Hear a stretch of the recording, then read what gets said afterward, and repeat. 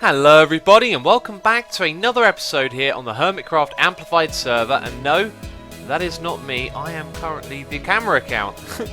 And I want to show you some things in the camera account mode at the beginning of this episode. So last time we were working on the whole villages and getting them to the areas down below. And now the next thing to do is to hook up some water streams to bring the items up to the top. So they're going to be stored up the top here, where they will then be transported into our trading system through all of this right here. So if we just go back down to here, I was starting to build a little room that was going to mirror the one on this side over here.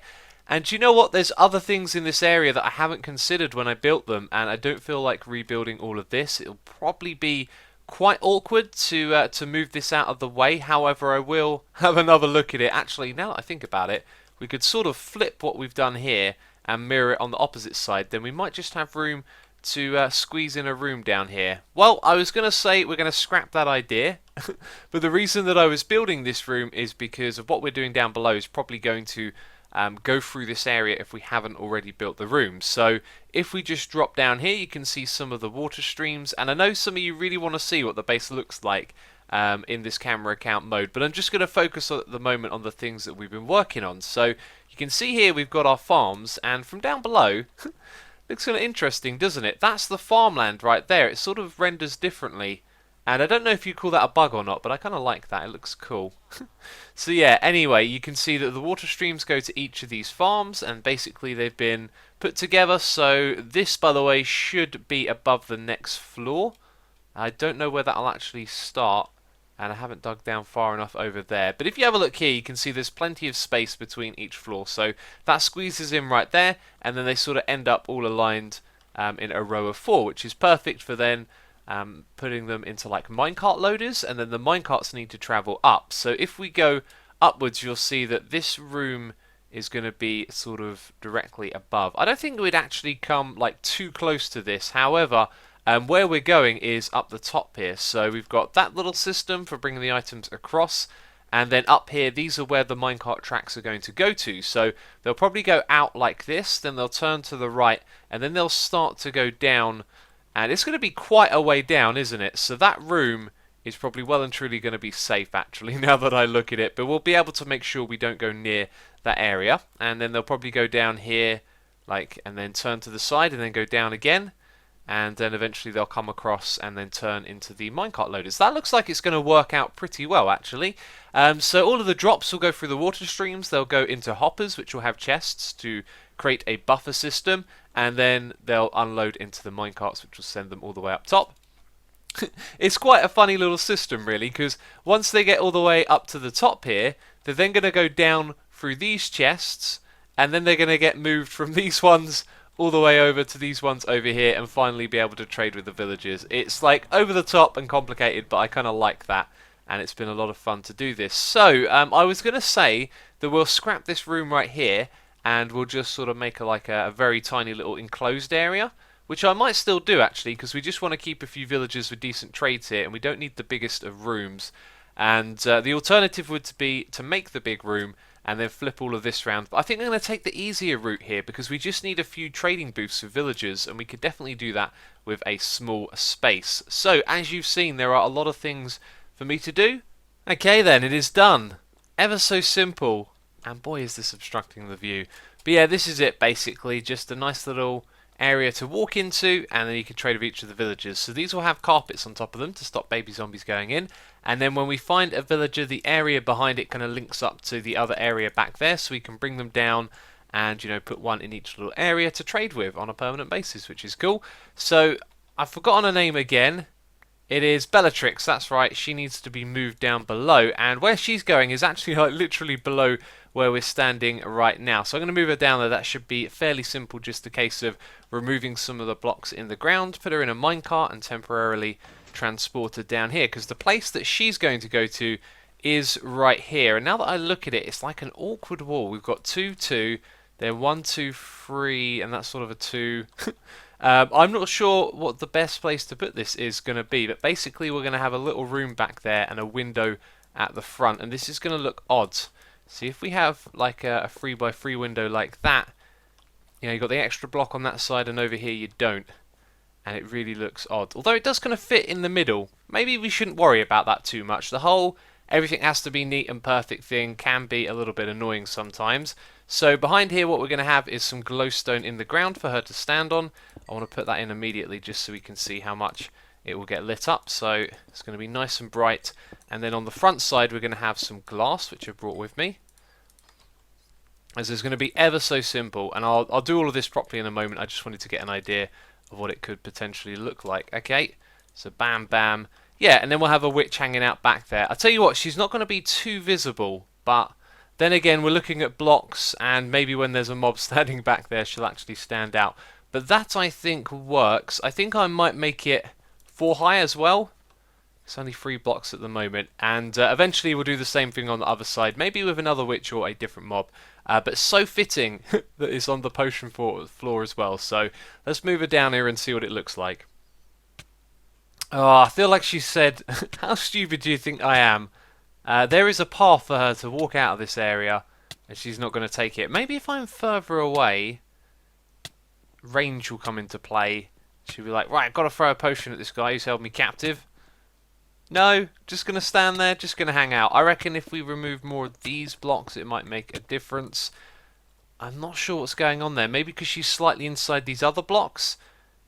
She doesn't realise that there's a path out of there. I think the only way we're going to do this is by having a hug. Go in the minecart. No! Oh, it didn't work. Oh, this is going to... Oh, there we go, finally. I was about to say it'll take a while. Ow! There we go. Okay, now she's in the minecart, what we're going to do is tear up this floor and send her down below. Oh, I thought I dodged it. But I didn't.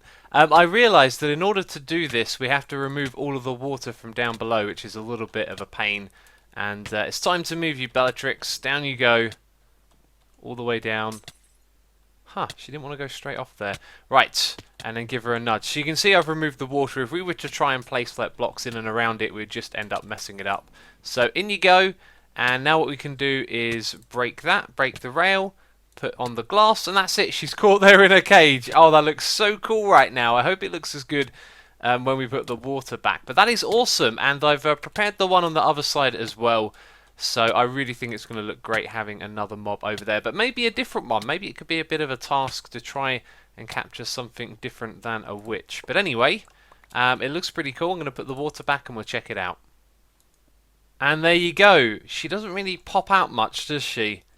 Although if you get up close, you can see her hanging out there. I did wonder, like, what would happen if we removed the glass? But I'm pretty sure she'd be able to pathfind through the water and probably... jump out of there. But either way, that looks really cool, and we'll have another one on the other side sometime in the future. So I've just spent hours plugging away at this. Yes, I've done a lot of digging, as you can see. My pick has been worked down again. I go through so many picks in this game, it is unbelievable. But yes, this is the system that we're using right here. It's the same as the one that you've seen before, except it's not exactly side by side. That's because of the ice streams. So I could have done a different design, but it was just easy to copy the one that we had going previously. So this means that the minecarts here will be, or their contents will be detected by these comparators. So after a certain amount of items are inside there, the redstone signal strength goes all the way through here and activates this piston and allows it to leave. So it will fall down, go onto this, and it will go all the way up here. And this goes quite far. I was thinking at first that, you know, do we want to go around in like a circle, or do we want to go straight out to the side and back again? How do we want to do this? And I was kind of worried that we would go too far away from the base and it would be in unloaded chunks, but that's kind of ridiculous. It's really not that far. You can see here it must come out by like, I don't know, about 10 or 20 blocks, so absolutely fine on that front. And then when we get to the top up here, we just join up with those other ones that we had before.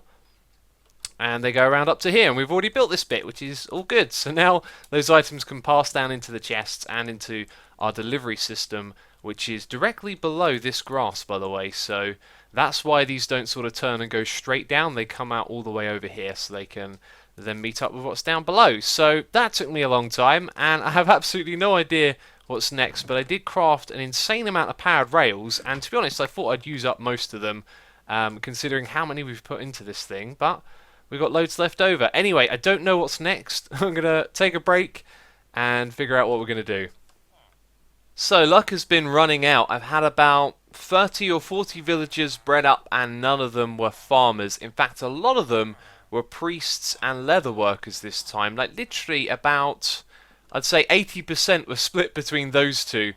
And they've all gone through the system over here, and we've been getting rid of them by flushing them down below. So it's good to have all of that working, and I've done a little bit of redstone. And like the other bit of redstone that we've done, I've done it all with like cobblestone and not really decorating the area around it, which never feels quite as nice. And yes, I left that like that. This is supposed to be closed. This is the bit of redstoning that I've been doing. And I just rejected a couple of villagers as well. So interesting to see that this guy has found himself right there, as you would expect it to get pushed all the way over onto the rail. So we need to observe what's happening there. And you are out of range of the village, so we don't need to worry about that. And I flushed I flushed one of them down here. Yeah, I had to kill the other one because sometimes they get stuck on the tracks up there, believe it or not. Not sure what causes that. Maybe I built it incorrectly. But this is the redstone. Very simple thing right here. What we're doing is we're extending these 2 blocks and retracting that one, which allows them to go underneath. And I forgot to do something here. Yes, and there's caves all below. I forgot to put in the chest and the hoppers. So let's do that quickly. There we go, we've got that. So now we can get villagers out of here. And since at the moment I'm not really sure what the next step is, I figured, hey, it's time to start trading with these guys. Oh, the other one did work, and he came all the way up here. Alright, well this is a Fletcher. We don't really need to trade with this guy. So it's good to know that that sort of worked. Perhaps we need to space out the time between the villagers getting flushed down below. So I must have got rid of 3 of them then. Flushed down 2 and had to kill the other one because it must be this one right here. It always seems to have an issue. Not sure exactly what that is. But yeah, now we can start trading with them, and hopefully I've got enough sugarcane and other materials to do that. And yeah, hopefully we get some good trades, and then we can start using the little system that I built and put them into the room. So I'm like my first round into the trading here, and we basically now get to choose if we want to keep these guys or get rid of them. And that's the white coats, I was about to say librarians. They are librarians. I thought that was wrong. I also added a light down here, by the way, and that's going to turn on when we're keeping them. So at the moment we're in get rid of them mode, which we're going to do. We're going to select some of these guys and see what trades they have and see if we want to keep them or not. I found some interesting ones along the way, and let's have a look here. Protection 2. Oh, you haven't unlocked the next one along. That's really odd. Let's do that right now. That might be the same for a couple of these actually. So, oh, sharpness 5. It does cost 56, so we'll probably leave this guy up here for a bit. See if we can find a better trade. And fawns too. I've got something amazing to show you when it comes to fawns on one of these other guys. So let's go and have a look at your final one. Protection 2, you still haven't unlocked the next trade. Interesting, right, because as you can see I've been trading a lot of glass and bookshelves, and then with one of them over here I unlocked every trade just through doing paper because I had the lowest paper trade, which is 24. So this chap over here just traded in a whole inventory of paper instead, and that actually unlocked all of his trades. Now check that out. Fawns free. I know you can get Fawns 2 on armor. I had no idea you get Fawns free on a book, and it only costs 11 emeralds. That's an absolute bargain right there, and I really like that book. Not only has it got that trade though, it's got the 24 paper trade, so a very valuable librarian right there. And if we just scroll up ahead to see its other trades, you can see fire protection and flame 1. So not so good on that front, but that is a keeper right there. What about this guy? Aqua Infinity, we've got that for 9 emeralds on a different one. Of course I want to get one of every book. I know Aqua Infinity isn't the most popular one, but for our project we're trying to get them all. So this guy hasn't unlocked as well. That's interesting. I've just done a round of trading with them over here. Maybe I miscounted the amount of trades that I've done because I've sort of been going from one to the next. So fortune free for 34 seems pretty reasonable. And then we've got fire aspect. Again, I thought I'd just finished unlocking all of these. So what I've been doing originally was just going down, trading with them one by one, and then doing the next trade one by one, and then doing the next one. But yeah, it seems that I've missed one out. So all of these are not actually ready. So I think I'll do the whole chucking and keeping process by myself then. I was going to do that on camera, but it looks like we've got more trading to do at the moment.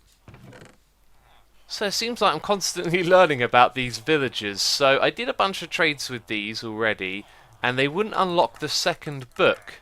Right, so I went and did the glass trade again, and it didn't unlock anything new, but both of them would when we did the bookshelves, which is the ones that I skipped before because I was doing paper. So it seems that actually maybe it's specific trades that unlock the final book, but then it's just the two of them. So we've got a couple more over here that also rejected the last trade.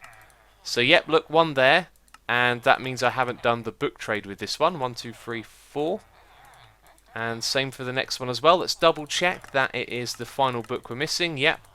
And then we go back and do the trade that we haven't done. 1, 2, 3.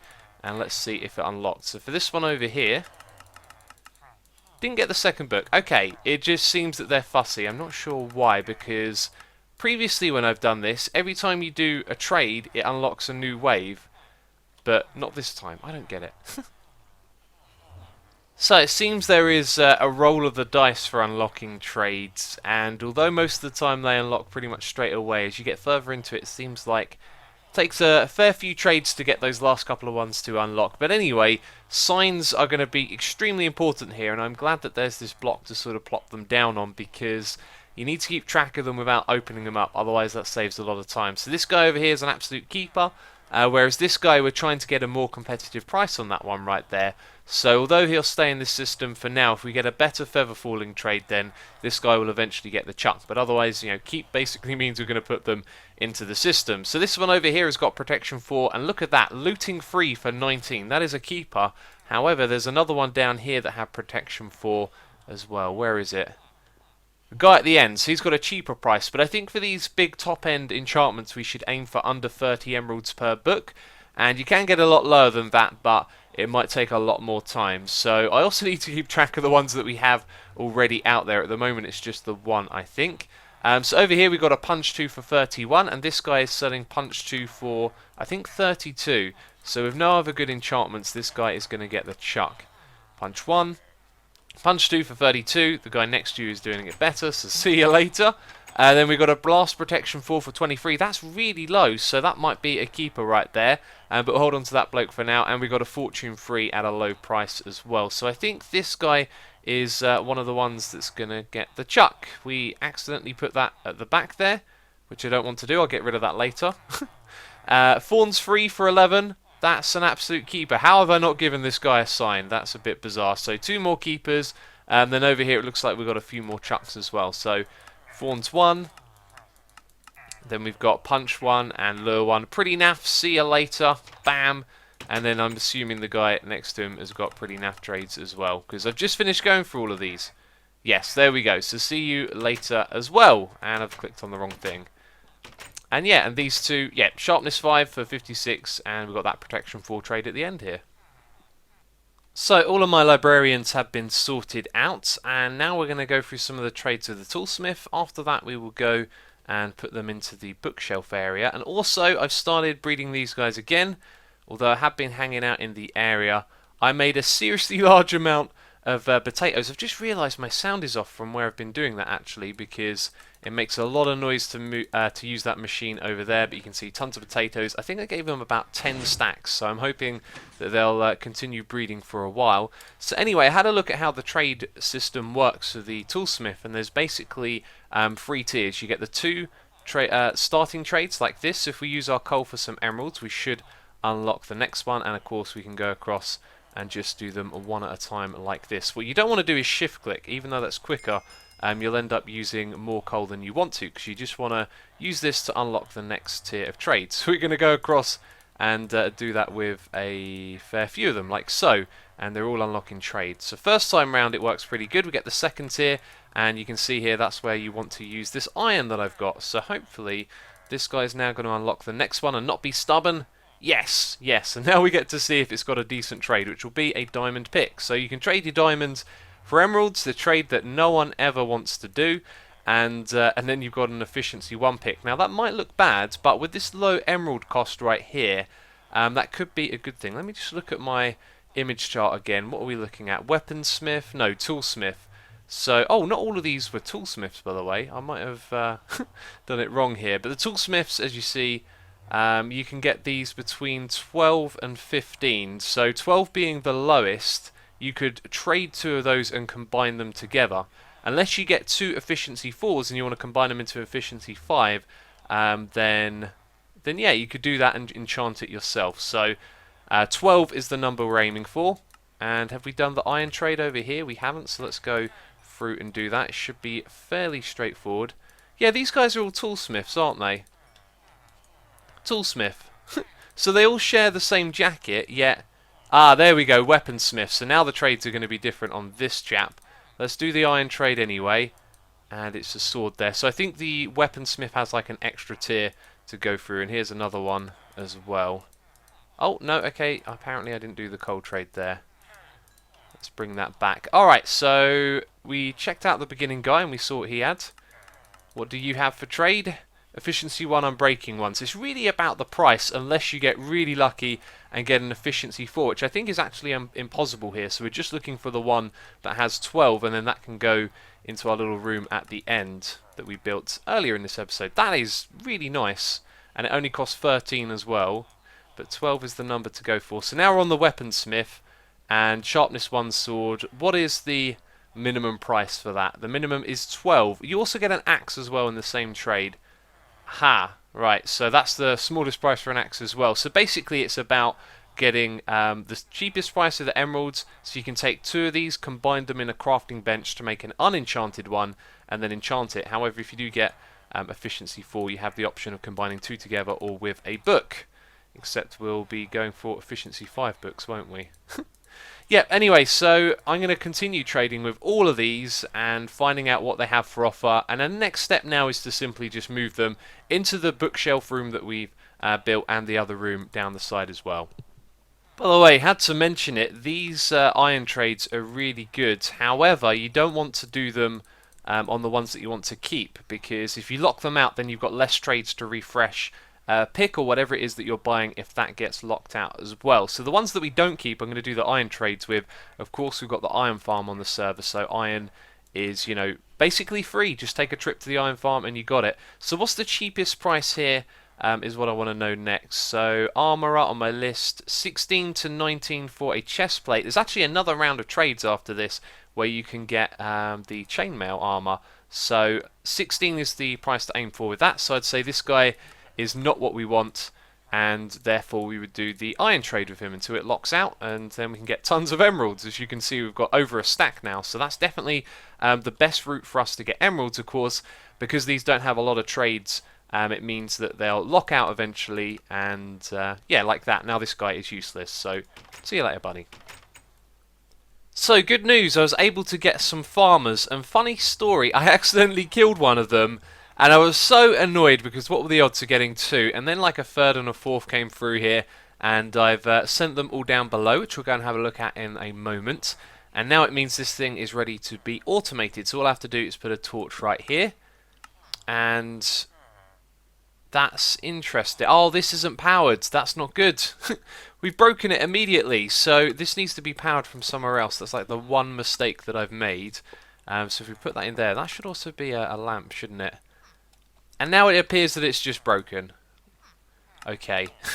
I did not expect that to happen at all. And, okay, I think they're all in minecarts. That was really weird, but it seemed to work. Oh, no. I bet there were loads of minecarts grouped up. And they're going to break the system up there. Or something's going to go wrong here. I know it. They have made their way down to the end very quickly, which is sort of worrying because they're all grouped up, right? And yes, something has gone wrong. I have now got a mess to clean up by the looks of it. That's not what was supposed to happen, but kind of understandable, I guess. I missed something, and therefore it messed up a little bit. Yeah, so I'll take care of that in between episodes. So we're going to wrap things up here. I had a lot of fun trading with these guys. I'm going to do some more of that soon and get some more trades sorted out. I did say I was going to move them all into the bookshelf area, but I came back, I found out we got those farmers, and I spent a while doing that instead. There's also some random items on the ground. So the one that I did move went into this area over here, and you can see it says cheapest sword and axe. So those two things are covered by this guy right here, which is really good. The enchantments aren't the best, but you can combine 2 together and use that to get what you want. So that's good over there. And what did I say we would do? We'd hop down below because it's not all good news at the moment. Let's see if we can get that right down. Bam! To where we want to go. Let's chuck this over here. We now have farmers in each one, and none of them are farming, which is really weird because this guy was farming. You saw it. We had also had some bread left over in the area down below, and then he just stopped. He just said, nah, can't be bothered, and he's filled up this entire room, and now he's not going to farm. So we do have 4 farmers, and it's not just their brown coats. They are actually the farmer profession, and they're not doing anything. So I don't know, and I haven't seen the last episode, or at least the feedback from it from you guys, so I don't know. Yeah, what all of you have told me. I'm sure some of you had known what's wrong with this. Can I... Oh yeah, there he is. He's over in the distance. So we've got 1 spare that I'm going to leave down here. I'm going to put him in a safe spot, of course, and make sure that the zombies can't get to him. But anyway, that's going to be it from me of this episode. Do hope you have enjoyed it. If you have, leave a like on the video. As always, thank you ever so much for watching, and I'll catch you next time. Bye-bye.